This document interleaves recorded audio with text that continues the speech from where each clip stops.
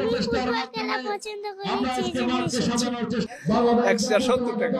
খেলা ভালো লাগে বলে টাকাকে টাকা মনে করি না। যখনই খেলা ছাড়ি তখনই মানে মাঠ কানায় কানায় পূর্ণ হয়ে যায়, আর এই পূর্ণ হয় এই নদাসের নামেই। এই মাঠে এই ধরনের নামি দামি ফুটবলারদের খেলা দেখার জন্য মূলত দর্শকরা আসে। আমি ফুটবল খেলা পছন্দ করি সেজন্য এসেছি। নাতিরে খেলা দেখবে, তার জোর লাগছে তাই সাত করে নিয়ে আসছি। খুব শখ, খেলা ভালো লাগে তাই খেলা দেখতে আসছি। এই ফুটবল খেলাটা আমার সবচাইতে, যতটা খেলা আছে সবচাইতে ফুটবল খেলাটা আমার খুব সুন্দর বা খুব ভালো লাগে, উপভোগ করে। আমাদের খেলার ঐতিহ্যবাহী ফুটবল একটা প্রিয় খেলা। এই খেলা আমার ছেলেও ভালোবাসে, এই কারণে এই খেলা দেখার জন্য আসে। ঐতিহ্যবাহী খেলাটা অনেক দিন থেকে ধরে এখন পর্যন্ত ওই খেলা ধরে আছে, এখন চলতেছে। 84-85 সাল থেকে চলতেছে। প্রতি বছর এই ফুটবল খেলা চলে, এই মাঠে ফাইনাল হয় 170 টাকা। আমরা খেলা ভালো লাগে বলে টাকাকে টাকা মনে করি না। হ্যাঁ, সবাই সব চেয়ারই বুক হয়ে যায়, সবগুলাই বিক্রি হয়ে যায়। 2000 চেয়ারই 2000ই বুক হয়ে যায়। এই মাঠটা হলো খুবই ঐতিহ্যবাহী একটা মাঠ, যেখানে প্রত্যেকটা বছরই আন্তঃজেলা ফুটবল খেলা হয়।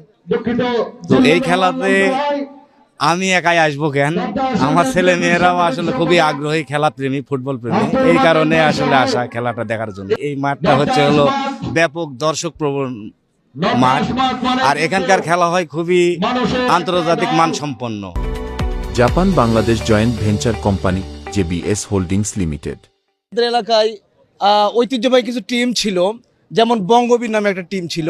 আমরা শুনেছি সেটা আমাদের পূর্ব প্রজন্মরা খেলেছে, আমাদের হয়তো চাচারা। সেটা মোটামুটি 90-এর আগে। সেই পুরাতন টিমের ধারাবাহিকতায় যুগ পরম্পরা, মানে বংশ পরম্পরায় এটা কিন্তু চলে এসেছে এবং এখনো বিদ্যমান। আমি এই মাঠে ফুটবল খেলেছি এবং এই মাঠের এক সময়কার সুনামধন্য খেলোয়াড় ছিলাম। লক্ষ লক্ষ টাকা খরচ করে এখানকার আমাদের সকল যুব সমাজ তথা যারা ক্রীড়ামতী, তারা এই ধরনের প্রতি বছর আয়োজন করে। এরা ক্রীড়াকে খুব পছন্দ করে এবং এই অনুষ্ঠানে কিন্তু এই খেলাতে কিন্তু অনেক ব্যয় হবে। এই ব্যয় কিন্তু এরা নিজেরাই বহন করে, এটা খুব সুন্দর বিষয়।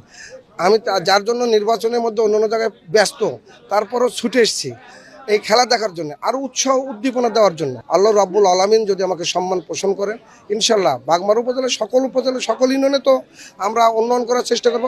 স্পেশাল একটা দৃষ্টি থাকবে নদাস ইউনিয়নের প্রতি। যে এখানে খেলার উপযোগী ছিল না, পূর্বে অনেক সমস্যা ছিল। এখানে ফুটবল একাডেমি তাদের উদ্যোগে এখানে ঘাসের একটা প্রক্রিয়া করার পরবর্তী সময়ে আমাদের এখানে গরুহাটা বসতো, সেই গরুহাটার আমরা পাশে স্থানান্তর করেছি। পরিপ্রেক্ষিতে এখানে খেলার উপযোগী সৃষ্টি হয়েছে। যখনই খেলা ছাড়ি তখনই মানে